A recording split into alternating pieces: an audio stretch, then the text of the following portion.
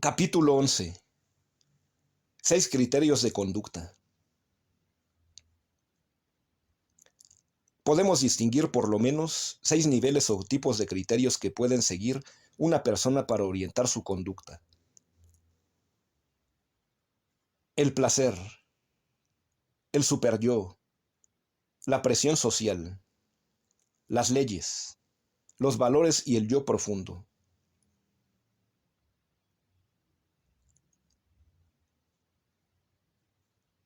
Al final del capítulo señalaremos la relación que se da entre estos criterios y la ética.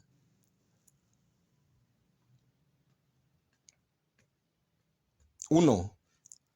Criterio basado en el placer y los instintos. Desde la infancia el hombre posee un criterio que utiliza continuamente: buscar lo agradable y evitar lo desagradable, buscar el placer y evitar el dolor.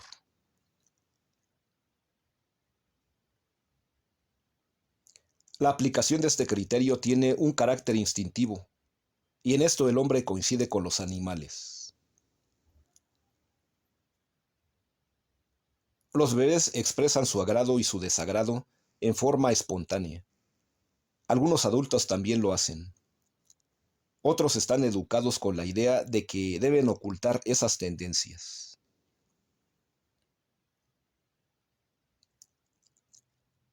Cuando una persona es interrogada acerca del motivo para elegir una conducta determinada y contesta: porque me gusta, tenemos el ejemplo típico del uso de este primer criterio.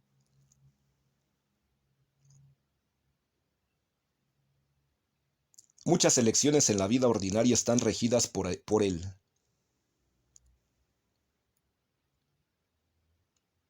Así es como elegimos comer una manzana en lugar de un melón, o compramos una camisa azul en lugar de una café.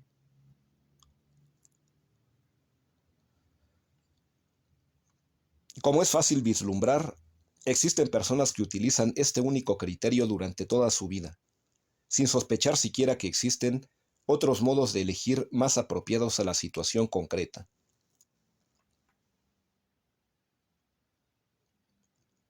Lo que se constata comúnmente es su enorme sed de placeres en todos los terrenos: comida, bebida, sexo, confort, amistades, etc. La teoría de Freud acerca del principio del placer, el ello y la libido nos proporciona una perfecta ilustración de ese nivel.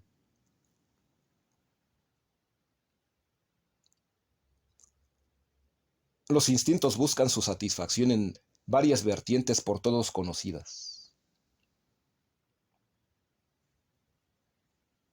El hedonismo es una importante corriente filosófica de los tiempos clásicos de los griegos y los romanos.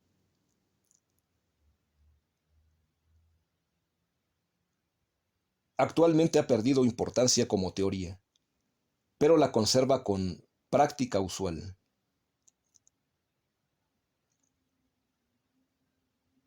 Su valor número uno es el placer sensible y por lo tanto coincide con el criterio que estamos describiendo.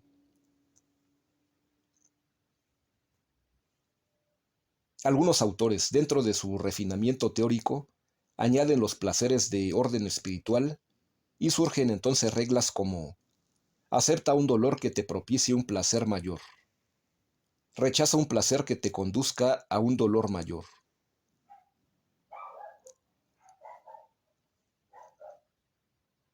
El nivel del placer instintivo, como orientación general en la vida, es el nivel normal entre los niños y la gente adulta que no ha tenido oportunidad de recibir una educación con apertura a los valores superiores.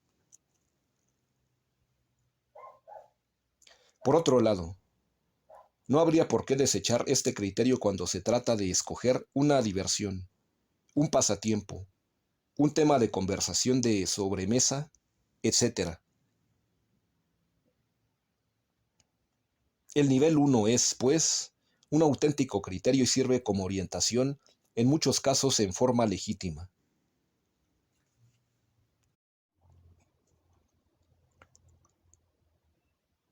El error consiste en asentar en cualquiera de los dos extremos opuestos. 1. El uso exclusivo de este nivel en cualquier situación de la vida. O 2. La eliminación absoluta de este criterio, como si el placer fuera algo malo.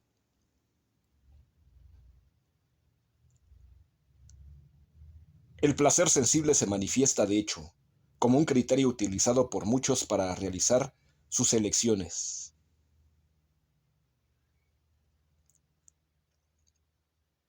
El placer es, sin duda, un valor, puesto que busca la satisfacción de las necesidades vitales de todo hombre.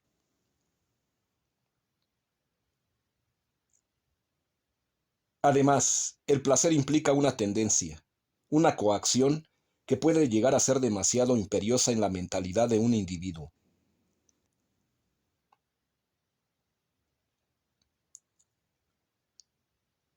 Esta coacción es la causa de algunos conflictos cuando el individuo se decide en función de criterios diferentes.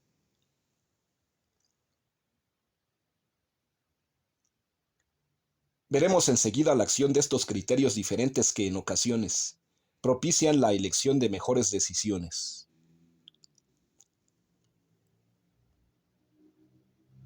2. Criterio basado en el superyo. El criterio del segundo nivel es el superyo. Se reconoce con facilidad porque el individuo se orienta rígidamente hacia algunas normas o valores que las autoridades le han introyectado desde la infancia.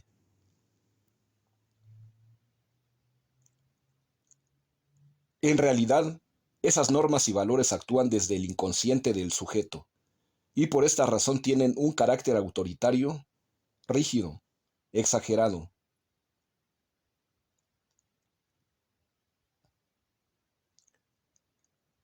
Se distingue este tipo de criterio porque la persona afectada no puede hacer excepciones cuando se presenten casos dudosos.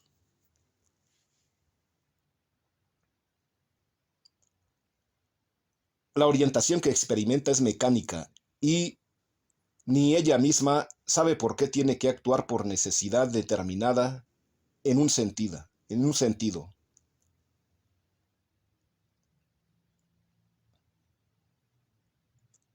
El criterio del superyo es comparable con el carácter anal descrito por Freud.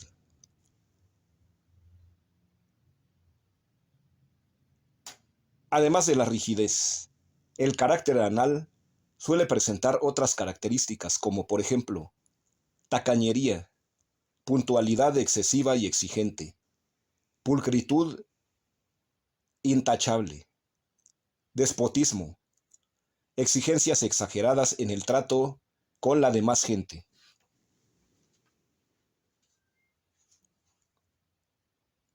Es importante caer en la cuenta de que este criterio no coincide con una sana ética, la cual suele estar basada en la ley y en los valores asumidos en forma consciente.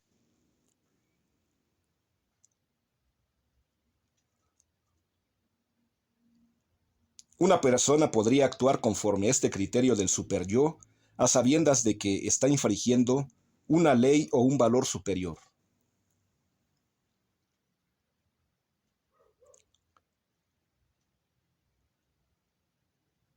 Lo que experimenta el individuo afectado por el superyo es una fuerte tendencia o inclinación que proviene de su inconsciente y que, en muchas ocasiones, pero no necesariamente, está en desacuerdo con las leyes y los valores asumidos de manera consciente.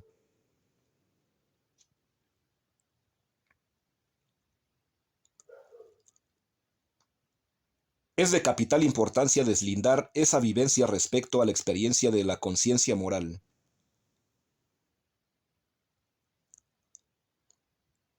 La principal diferencia reside en la imperiosidad rígida y sin excepciones implicada por el superyo.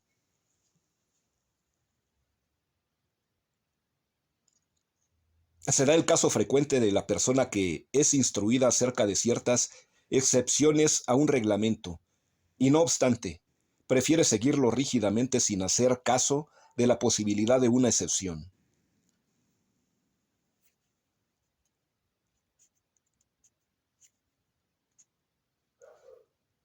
Se explica lo mecánico y lo inflexible de dicho criterio, puesto que se trata de una tendencia que surge con fuerza desde los estratos inconscientes del propio sujeto.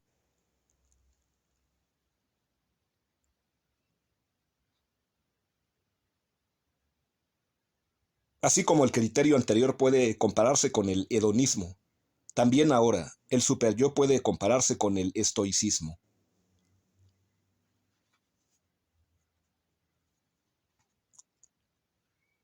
Su calidad moral es superior a la del hedonismo, pues ya no se rige por el simple placer, sino por algunos principios, leyes o valores introyectados desde la infancia.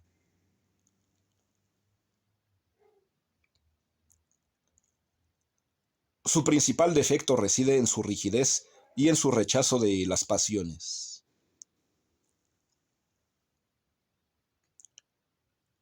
Con esto pierde su validez moral, pues afecta fuertemente a la libertad humana, que es la condición indispensable para que se dé un acto bueno o malo desde el punto de vista moral.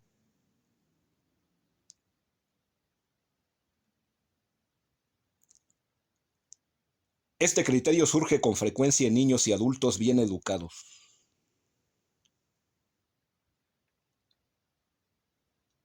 Sus patrones de conducta han sido introyectados con fuerza en el inconsciente, y a partir de allí se manifiesta una cierta garantía de que el niño va a actuar conforme a ellos durante el resto de su vida.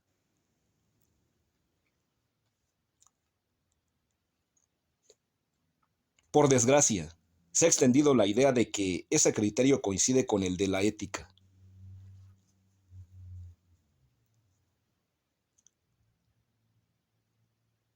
Hemos visto que no necesariamente hay tal coincidencia, a pesar de que es posible reconocer algunos valores en las conductas introyectadas.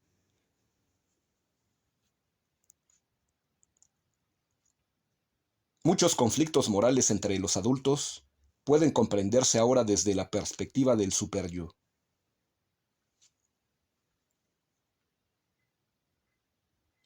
Su exigencia es demasiado impositiva y, por lo tanto, el individuo tiende a obedecer ciegamente esas exigencias.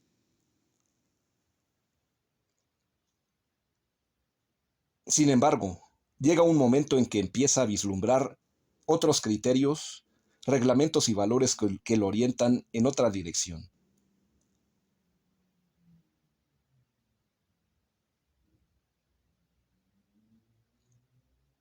Esto le produce un conflicto interno con el consiguiente gasto de energía debido a la ansiedad experimentada.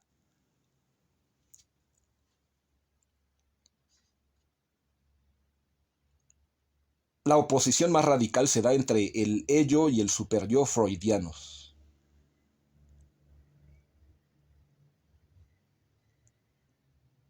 El ello busca el placer.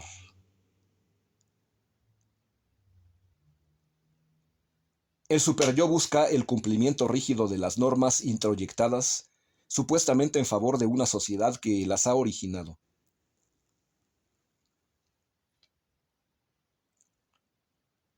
La experiencia muestra que en muchas ocasiones ni el yo ni el superyo tienen el peso suficiente para imponerse en la mentalidad de un individuo.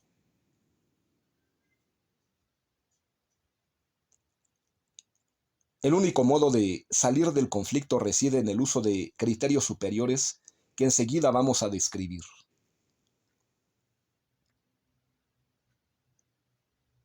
3. Criterio basado en la presión social.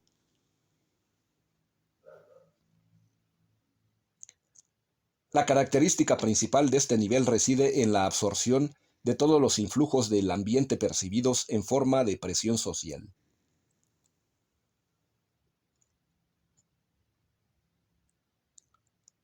La guía de conducta está puesta en dictados provenientes de la moda y la propaganda.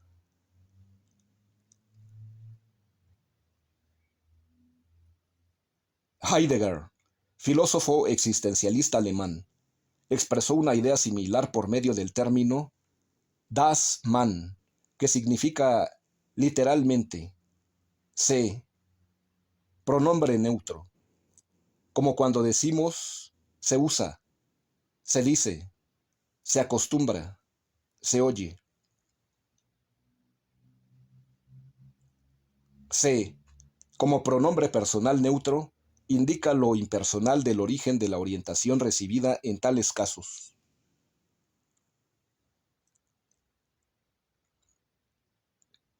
La gente actúa en general porque se dice que tal conducta es buena, porque se acostumbra tal estilo de ropa o porque se usa tal expresión.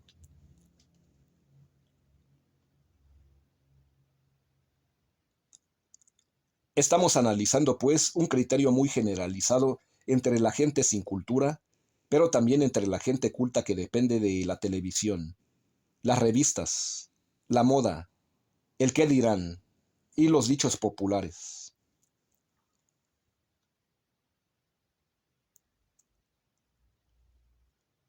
La presión social es la principal fuente que orienta y empuja la conducta de estas personas. En muchas ocasiones esa conducta no tiene nada de objetable, pero en la mayor parte de los casos uno podría preguntarse si acaso este individuo ha actuado con responsabilidad o por simple inercia y si acaso hubiera podido actuar de una manera diferente.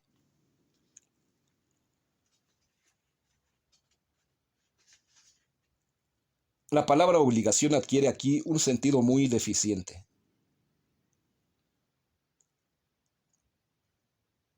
Este término suele entenderse como sinónimo de presión social. Hemos visto que la auténtica obligación, la que da origen a méritos de orden moral, no es la que proviene del exterior, sino la que se impone el sujeto a sí mismo, en forma autónoma y en función de los valores asimilados.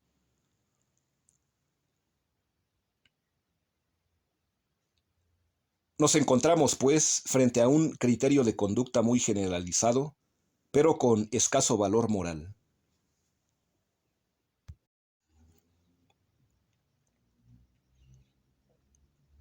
Sin embargo, la superioridad de este nivel sobre el nivel de los instintos y el nivel del superyo estriba en el hecho de que se trata de una orientación consciente, aunque no siempre en un grado pleno.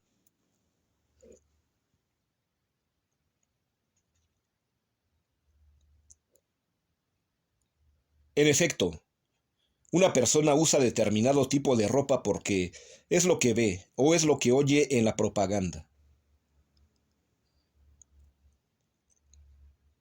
En cambio, no está consciente del origen de los mandatos introyectados en su infancia y por los cuales puede llegar a ser muy puntual, muy aseada y muy ahorrativa.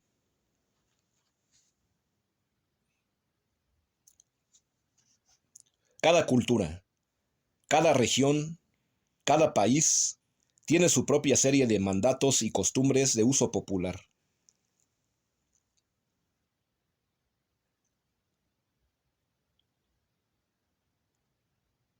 Así se entiende que los suecos y los italianos difieren notablemente en sus costumbres relativas al sexo y al matrimonio.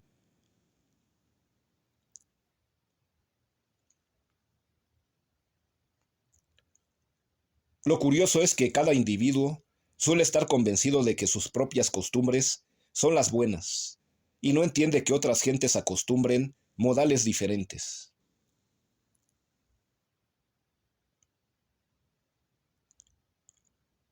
Por otro lado, nótese que la palabra ética y la palabra moral tienen una etimología que se refiere a las costumbres, al uso social.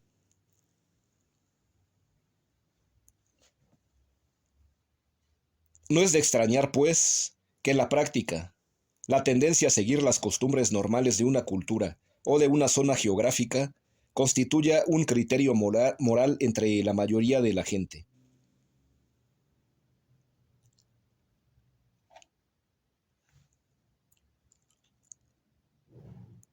Los tres niveles hasta ahora explicados son los que podríamos llamar básicos o de uso generalizado.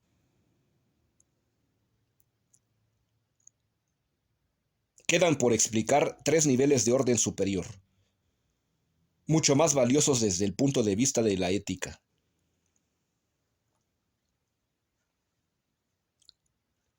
4. Criterio legal. El nivel legal consiste en orientar y dirigir la conducta por medio de normas y leyes que constan en algún código.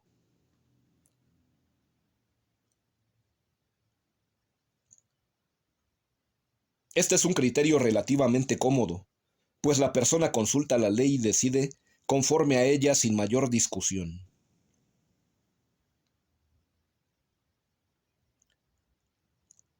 Su criterio está pegado a lo que dice el código, y la justificación de su acto consiste en señalar la adecuación del mismo con lo que el código prescribe.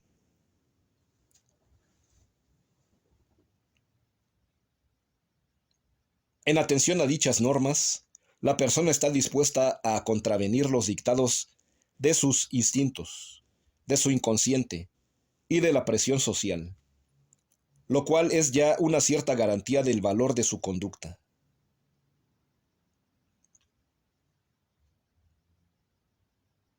Sin embargo, tal como hemos estudiado, el apego y la fidelidad a la ley no constituyen la esencia del valor moral.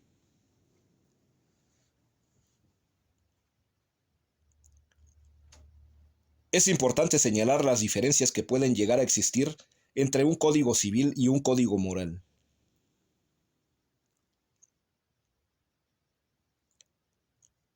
Podría darse una verdadera contraposición.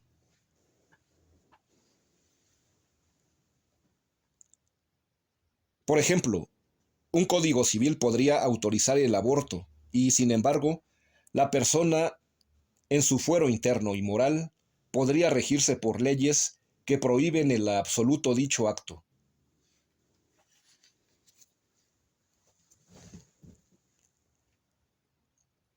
Y también podría darse el caso de una persona condenada a varios años de prisión conforme a las leyes de su país, pero internamente inocente desde el punto de vista de su propia conciencia moral.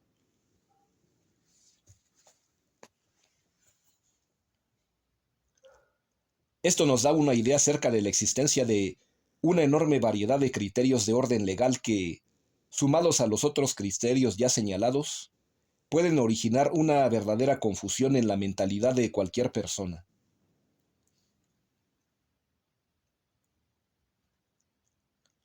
Sin embargo, el hecho de que existan códigos escritos ofrece la posibilidad de una amplia difusión de la ley, con un mínimo de distorsión.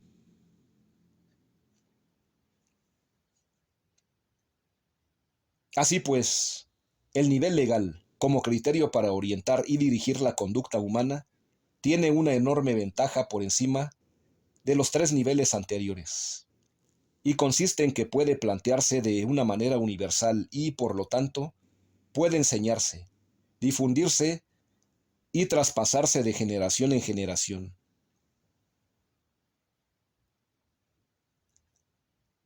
Pero, en su contra, podemos mostrar un defecto radical. La gente suele apegarse con exceso a la letra y no al espíritu de la ley.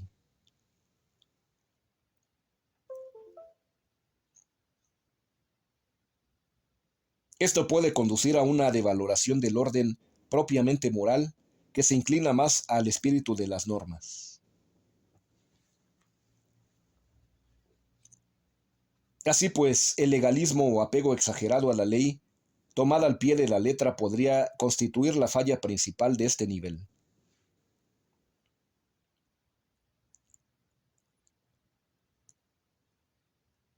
Por otro lado, notes el conflicto que se puede originar entre el nivel del inconsciente, es decir, el superyo, y el nivel legal.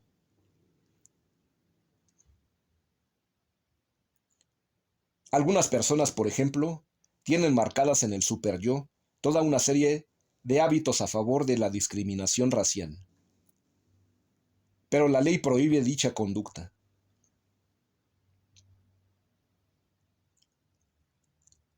Esa persona, sin saber por qué, adquiere el hábito de infringir la ley en este aspecto y continuamente va a estar en conflicto con ella.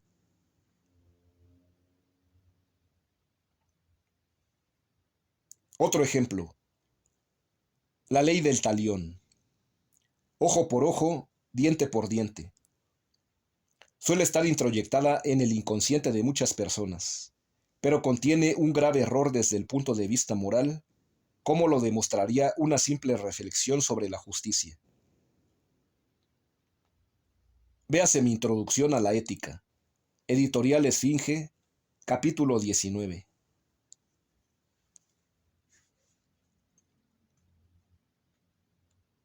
El defecto de ambos niveles, el superyo y la ley, es su rigidez y su falta de adecuación a los casos singulares, cuyas características individuales no pueden ser tomadas en cuenta por las prescripciones de orden general.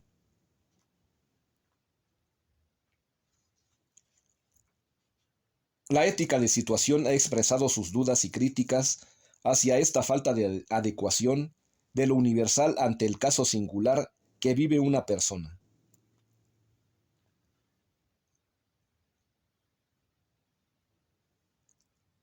La fuerte ventaja que posee el nivel legal es la apertura y la difusividad de la ley.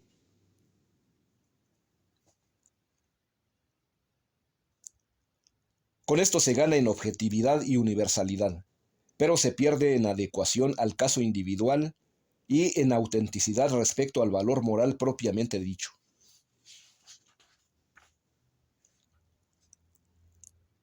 5. Criterio axiológico. El quinto criterio para regir la conducta humana está basado en los valores internamente percibidos y apreciados como tales.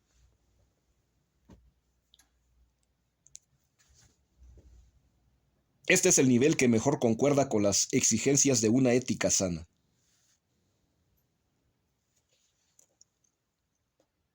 El criterio axiológico coincide con lo que suele llamarse actuar por propio convencimiento.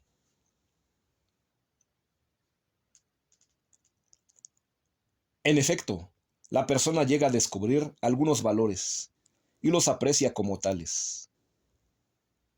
En función de esa perspectiva para apreciar y juzgar su situación es como rige su propia conducta, aun cuando se vea en la necesidad de ir en contra de las autoridades, la presión social, sus costumbres o sus instintos.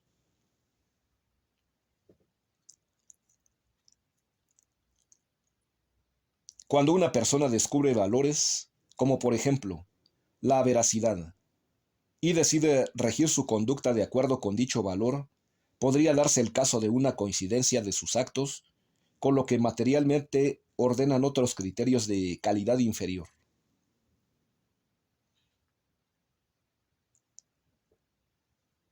Por lo general, una persona instalada en el nivel 5 va a coincidir con el nivel 4, que es el legal.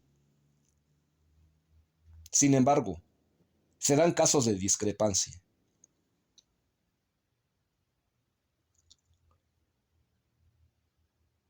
Sucede entonces que la persona, apoyada en el convencimiento de lo que ha percibido como efectivamente valioso, se inclina a favor de estos y logra hacer excepciones respecto a los mandatos impuestos por alguna ley en particular.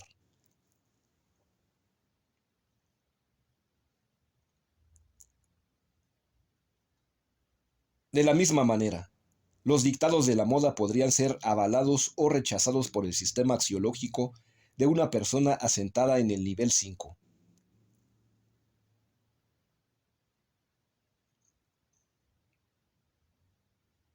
Esto mismo vale para las prescripciones que pueden dictar los instintos o el superyo.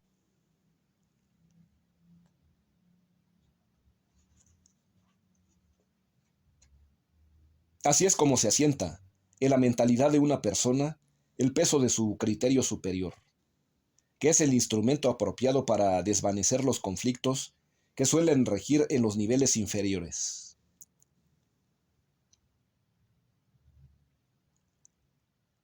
Así pues, una propiedad notable de este criterio axiológico es su capacidad para dirimir conflictos surgidos en los niveles previos.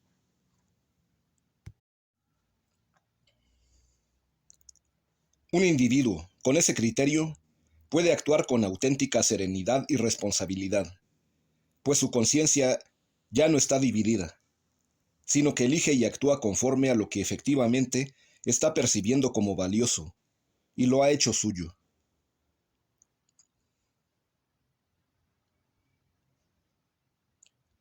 Por ende, su conducta adquiere valor moral, por el hecho de que realiza en forma explícita un valor percibido como tal.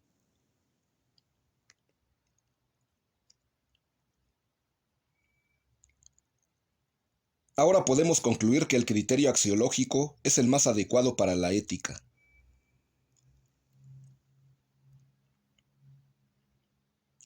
Los cuatro niveles anteriores podrían mantener una discrepancia respecto a lo que la persona considera valioso en su fuero interno.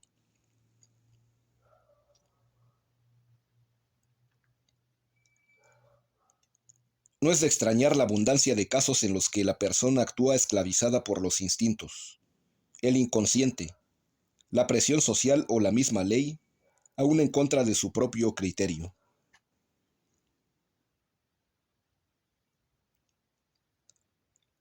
Decimos entonces que el individuo ejecuta actos del hombre, mas no actos humanos.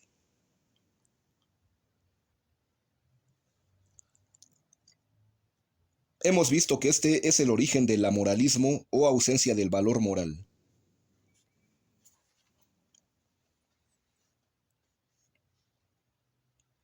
En base del verdadero amoralismo, encontraremos una fuerte limitación de la libertad.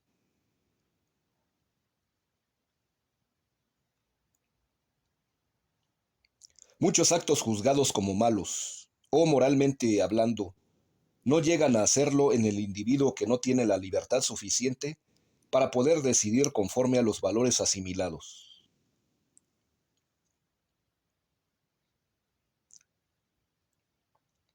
La realización de la conducta humana es compleja y delicada.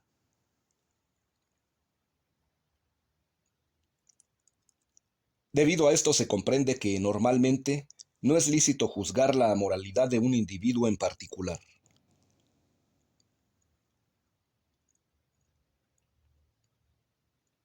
El surgimiento del valor moral, ya sea positivo o negativo, en la conducta de una persona está en función de sus decisiones libres y responsables.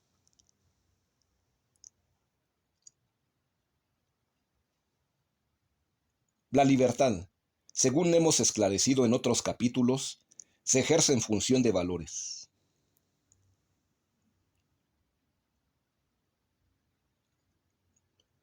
Lo que añade el valor moral al nivel de la simple libertad es la decisión en función de valores adecuados a la naturaleza humana.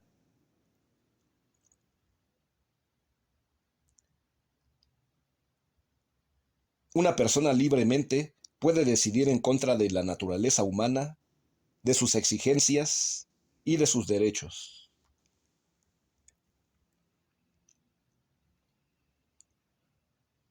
En este caso decimos que el individuo adquiere un valor moral negativo. Así pues, distinguimos tres niveles: la amoralidad, la libertad y la moralidad positiva.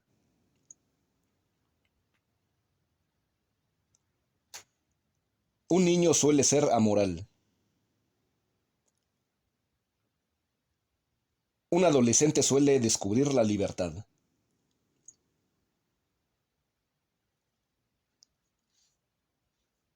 Solo una persona madura actúa conforme a los valores adecuados al ser humano.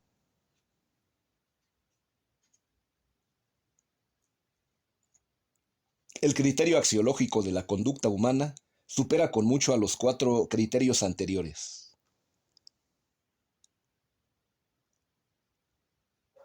Sin embargo, todavía muestra algunos defectos. El primero de ellos es la limitación de los valores sustentados. Normalmente, una persona descubre los valores que se practican en su ambiente, pero nada más.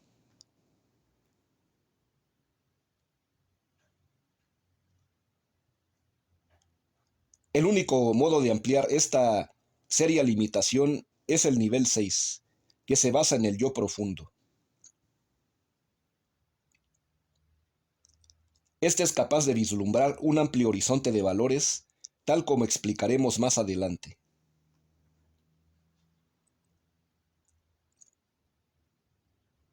El segundo defecto que se le puede atribuir a este nivel 5 es el individualismo que suele implicarse en las opciones derivadas del mismo.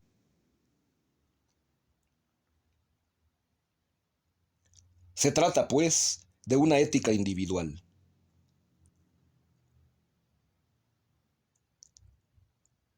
Para que surja una ética comunitaria es necesario el nivel del yo profundo.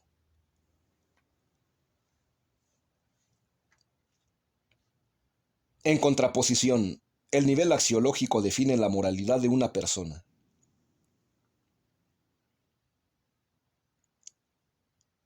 Dime cuáles son tus valores y te diré qué tan refinado es tu nivel de moralidad.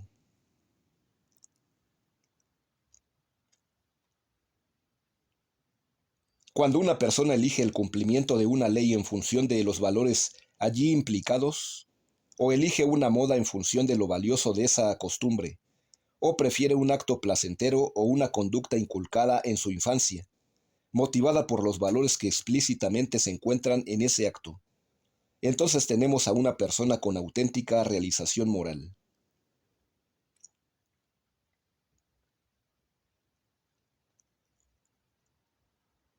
Otro punto positivo del criterio axiológico es, según hemos visto, su poder para dirimir los conflictos que suelen surgir entre los niveles anteriores.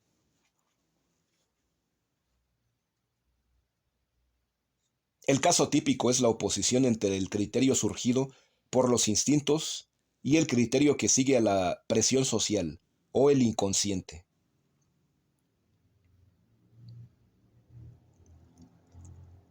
El criterio que puede servir como árbitro entre dichos conflictos es el criterio de la propia conciencia avalado por su convicción en algunos valores asimilados.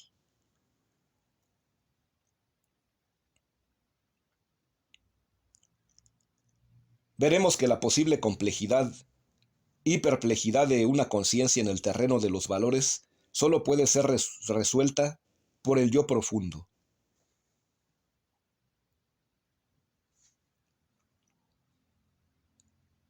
6. Criterio basado en el yo profundo.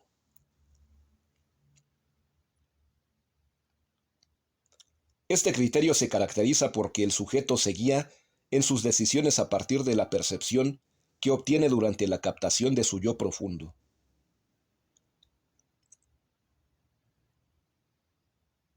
Es necesario, pues, recordar en qué consiste y cómo se conoce esta instancia humana.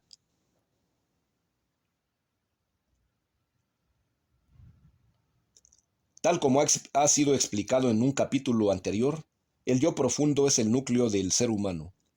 Es la persona, es el plano del ser.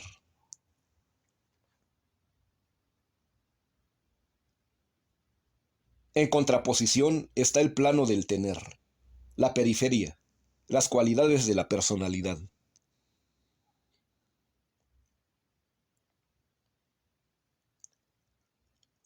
Entre estas cualidades se pueden mencionar el estatus, los conocimientos, el inconsciente, el grado de inteligencia y belleza, las pautas de conducta y el autoconcepto.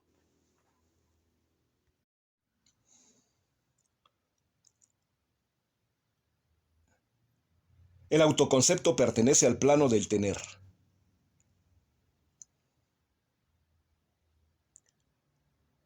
Esto es muy importante y debemos subrayarlo ahora, pues la verdadera identidad de un individuo no reside en su autoconcepto, que es lo que cree ser y valer, sino en ese yo profundo.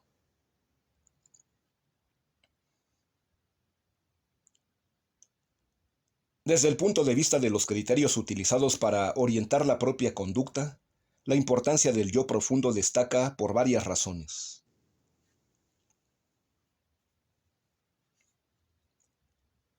En primer lugar, cuando una persona enfoca su yo profundo con los medios que ya hemos indicado, el horizonte axiológico se amplía en forma considerable.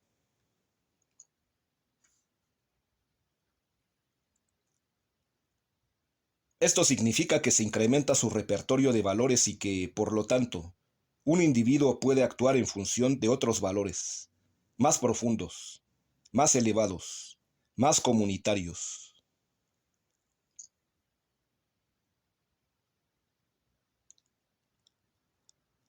En consecuencia, el valor moral de una persona puede incrementarse en función de esa capacidad para profundizar en la percepción de nuevos y más profundos valores.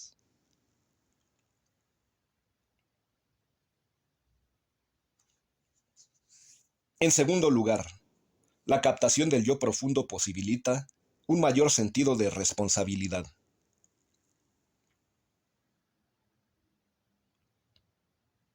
En efecto, ese individuo elige, no solo con un repertorio mayor de valores, sino también con una conciencia más clara de su yo como sujeto y autor de su conducta.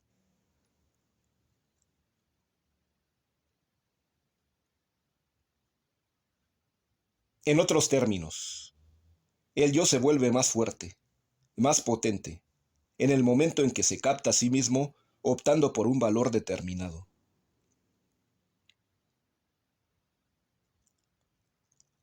En estas circunstancias la conducta se vuelve más propia y el sujeto se responsabiliza de ella con mayor facilidad.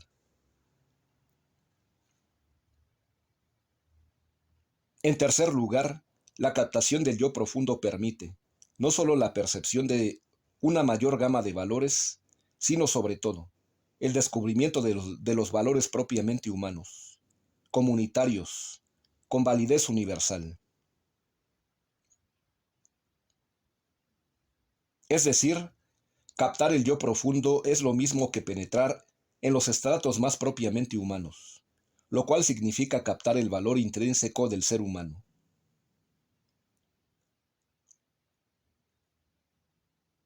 Esto equivale, pues, a descubrir la naturaleza humana en lo que tiene de más propio, hondo y específico.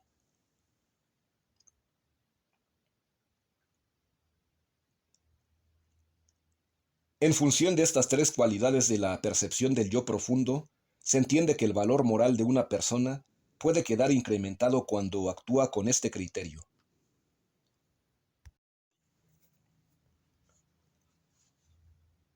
'Desde el punto de vista práctico, el dato importante para actuar dentro de este nivel consiste en tomar la actitud adecuada para poder captar al yo profundo y con ello el conjunto de valores que allí están implicados.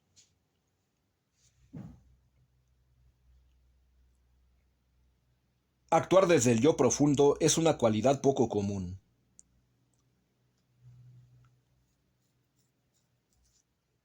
Se requiere mucha práctica y mucha sabiduría para poder actuar sin perder de vista este horizonte.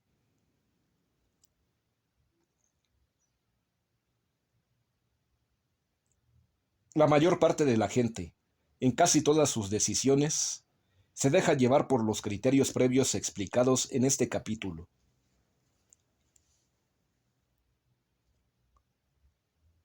7.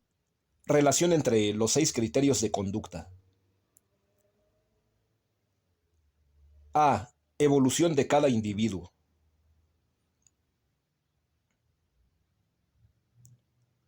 A medida que se desarrolla el individuo, aumenta su capacidad para captar valores y para aplicar sus propios criterios en la decisión de su conducta.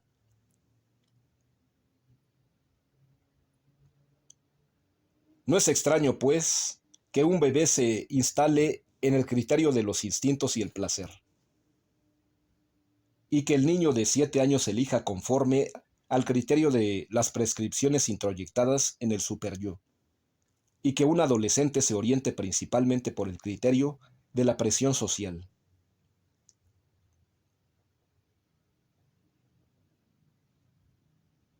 Solo en función de cierta educación es posible saltar a los tres niveles que aquí hemos descrito como de orden superior: la ley, el valor y el yo profundo.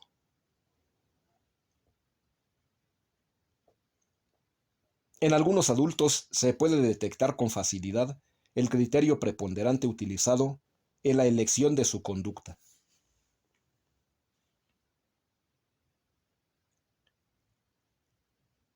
Sin que esto quiera decir que siempre y en todo momento empleen o deban emplear dicho criterio.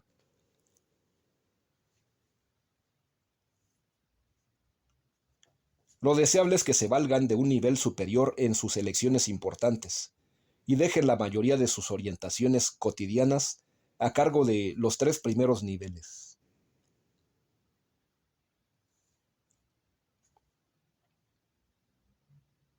B. Fijación en un nivel. No es deseable la fijación en un nivel inferior.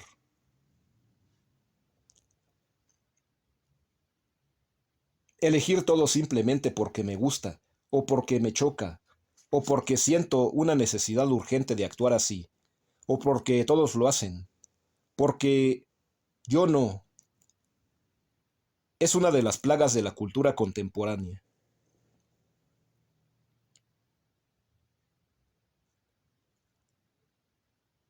También la instalación en el legalismo o en el nivel axiológico podría llegar a ser vituperable si acaso la persona tiene ya la oportunidad de saltar al nivel del yo profundo.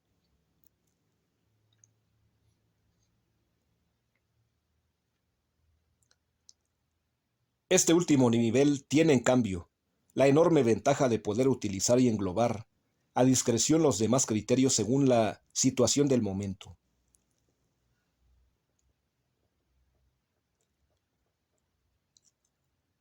C. Importancia de la reflexión y la meditación.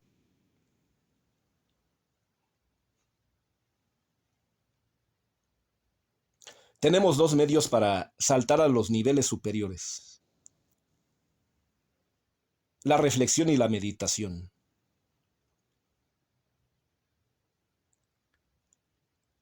La reflexión consiste en revisar los hechos personales pasados y los criterios con los cuales fueron decididos.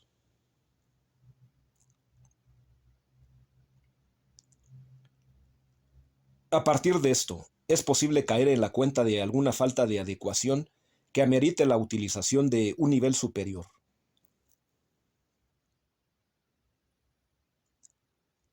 Ahora bien, el mejor método para ascender en estos niveles es la meditación profunda.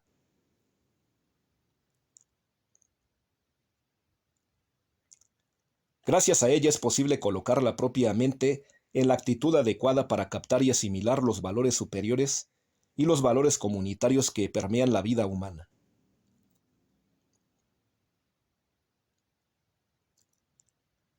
De aquí la insistente recomendación de la práctica de la meditación y los demás procedimientos que nos conducen al yo profundo.